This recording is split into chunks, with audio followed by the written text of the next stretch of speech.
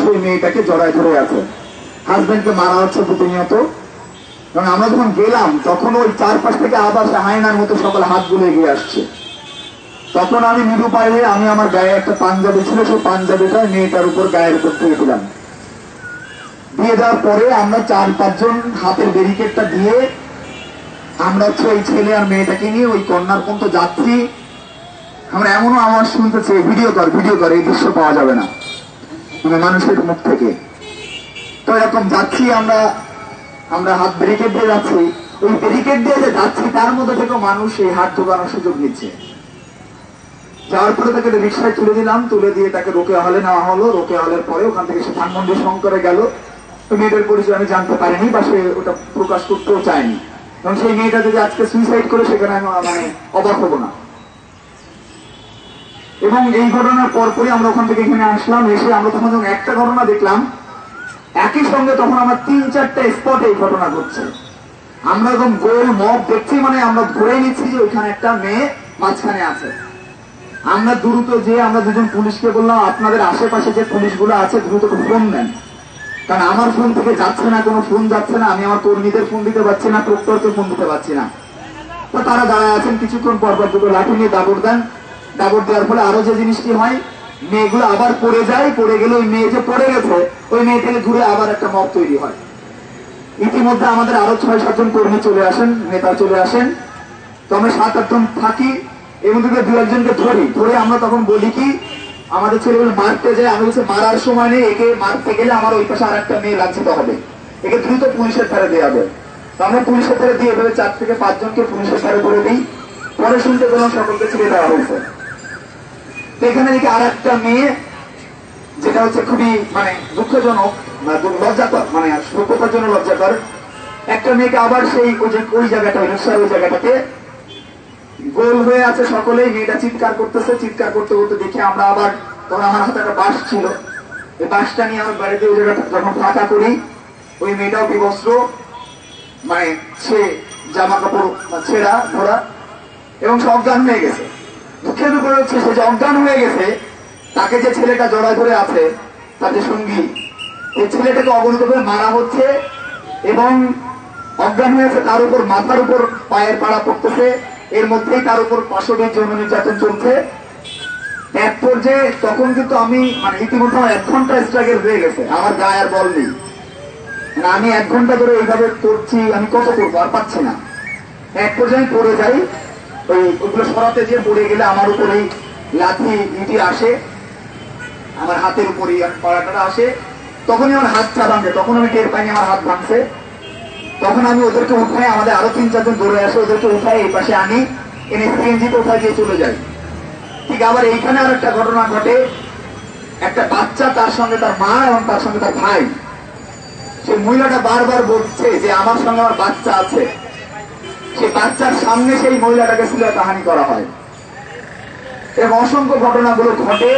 এবং 3-4টা গ্রুপ, 15-20 জনের 3-4টা গ্রুপ এই ঘটনাটা ঘটায়।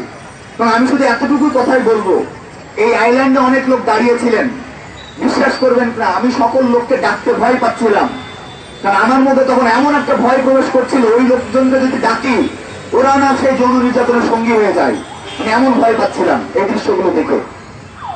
তো তারপরে আমরা মানে যখন আমার হাত ভেঙে যায়, কিছুক্ষণ পর আমার হাত খুলে ওটা নড়াতে পারি না, তখন আমি ইতিমধ্যে মাথা ঘুরে পড়ে যাই। আমাদের তখন আরো কর্মীরা চলে আসে সংবাদ পেয়ে। 6:30টার দিকে কিছু পুলিশ আসে, আসার পরে যখন মানে তখন 1.5 ঘন্টা হয়ে গেছে, ঠিক এইখানে সিসিটিভি ছিল, এই ফ্ল্যাটটা সিসিটিভি ছিল, এই লাইট দুটো বন্ধ ছিল, ওইখানে সিসিটিভি ছিল। এবং সবচেয়ে হাস্যকর জিনিস হচ্ছে এখানে এর ঠিক এই দেয়ালটার পাশে যে টিএমপি সেন্ট্রাল কন্ট্রোল বুথ ছিল, ওইখানে পুলিশ, এখানে সেন্ট্রাল কন্ট্রোল বুথ, এইখানে সিসিটিভি, ওইখানে সিসিটিভি, এই পুরো টিএসসি 19টা সিসিটিভি ছিল। 1-2 মিনিট না, 1.5 ঘন্টা ধরে এরকম যৌন নির্যাতনের ঘটনা ঘটে। 6:30টার সময় তার পুলিশ আসেন, এবং আমি যখন প্রক্টর স্যারকে ফোন করি, আমি অসুস্থ, ওখানে যাই, আমার হাতে বরফ দিয়ে এবং মাথায় পানি টানি দেয়। ইতিমধ্যে সিচুয়েশন কিছুটা কন্ট্রোলে আসে। তখন প্রক্টর স্যার বলেন, স্যার এরকম, আমি যখন প্রক্টরকে কাঁদতে কাঁদতে বলি যে স্যার আমি রিটার্ন বলছি আপনি দয়া করে যত দ্রুত সম্ভব কিছু পুলিশ টিএসসির গেটে পাঠান। এখানে কিছু মেয়ে হয়তো মারা যাবে, অনেক মেয়ে ধর্ষণের শিকার হবে, আপনি দ্রুত কিছু মেয়ে পাঠান, কিছু পুলিশ পাঠান। তখন প্রক্টর বলেন যে ওই গেট তো খোলা থাকার কথা না, এখানে তো পুলিশ থাকার কথা। বাংলাদেশের সর্বোচ্চ বিদ্যাপীঠ ঢাকা বিশ্ববিদ্যালয়ের প্রশাসনিক নিরাপত্তা প্রধান তিনি বলেন এই গেট তো খোলা থাকার কথা না। তিনি সারাদিন জানেন না এই গেটটা খোলা না বন্ধ, তিনি জানেন না এই গেটে পুলিশ আছে কিনা। আমরা যাওয়ার পরে 7:30টার দিকে আমি যখন মেডিকেলে যাই, তখন আমাদের ছাত্র ইউনিয়ন ঢাকা বিশ্ববিদ্যালয় সংসদের সাধারণ সম্পাদক তুহিনকান্তি দাসের নেতৃত্বে আমাদের কিছু ছেলেপেলে প্রক্টরের সঙ্গে দেখা করতে যায়। তখন 7:30টা বাজে। ঘটনাটা শুরু হচ্ছে 5:30 থেকে 7টা পর্যন্ত।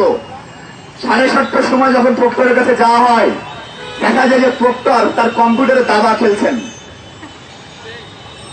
এবং তার ক্যাম্পাসের এই অভ্যন্তরে এরকম যৌন নিপীড়নের ঘটনা ঘটলো। দেখা যায় প্রক্টর দাবা খেলছেন এবং প্রক্টর একটা কথা বলেছেন, আমি ওখানে যেয়ে বা কি করতে পারতাম। আপনি যদি যেয়ে বা কিছু করতে পারতেন না, তাহলে আপনি এই প্রশাসনের এই চেয়ারে কেন বসে আছেন? আপনি এখানে বসে থেকেও তো কিছু করতে পারছেন না। আপনি এখানে এসে যদি না করতে পারেন, তাহলে চেয়ারে বসে তো কিছু করতে পারছেন না। আপনি কি করতে পারেন? আপনার টিম কি করতে পারে আমরা জানি না।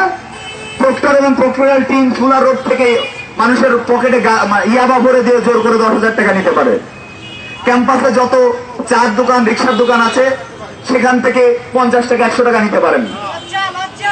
আমরা জানি না কি করতে পারেন। আমরা এটাও দেখেছি, যখন অভিজিৎ হত্যাকাণ্ড হলো, হাস্যকর ভাবে অভিজিৎ হত্যাকাণ্ড হলো, এখানে কোনো ব্যবস্থা না নিয়ে তিনি কি করলেন, টিএসসি যেখানে ছেলে পেলেরা আড্ডা দেয় সেই চায়ের দোকানগুলো তুলে দিলেন। মানে এই ধরনের হাস্যকর পদক্ষেপ তিনি গ্রহণ করেন। এটা হচ্ছে বাংলাদেশের সর্বোচ্চ বিদ্যাপীঠের অবস্থা। এবং তিনি অকপটে একটি কথা স্বীকারও করলেন যে আমি পুলিশকে বলছি, পুলিশ শোনে না। তখন আমার সাধারণ সম্পাদক বললেন, স্যার এটাকে আপনি অফিসিয়ালি বলছেন যে ঢাকা বিশ্ববিদ্যালয়ের প্রক্টরের কথা পুলিশ শুনছে না? হ্যাঁ, আমি এটা অফিসিয়ালি বলছি। তিনি এই ধরনের কথাও বললেন। এই ধরনের অবস্থা বিরাজ করছে।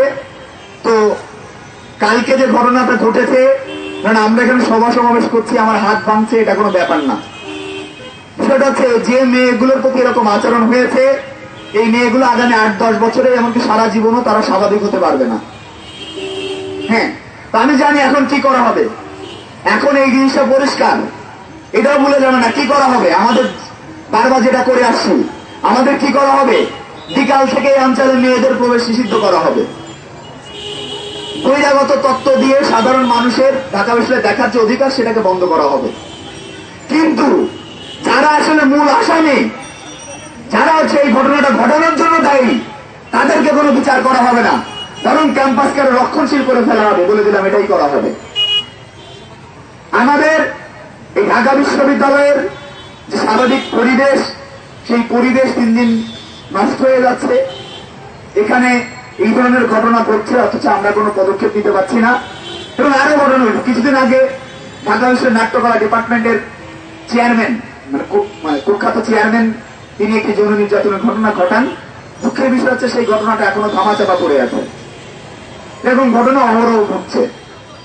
তো আমরা এই ঘটনাটা অবিলম্বে বিচার এবং শাস্তি দাবি জানাই। এবং এই প্রতিরোধ যেহেতু আমরা ছাত্র ইউনিয়ন তরফ থেকে করেছি, ছাত্র ইউনিয়ন বলবো না, আমরা ঢাকা বিশ্ববিদ্যালয়ের সাধারণ শিক্ষার্থীর তরফ থেকেই করেছি।